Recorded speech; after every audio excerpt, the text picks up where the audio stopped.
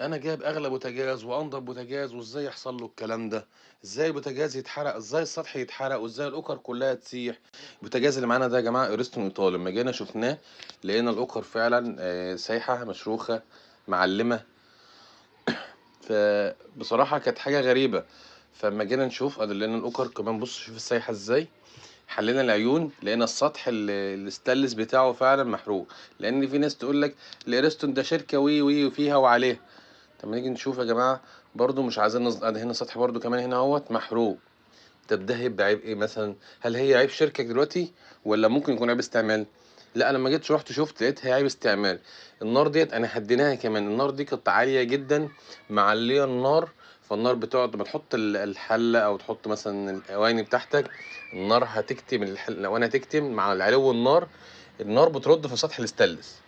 يعني ايه؟ يعني انا ما افرحش بالنار اللي عليه، ما افرحش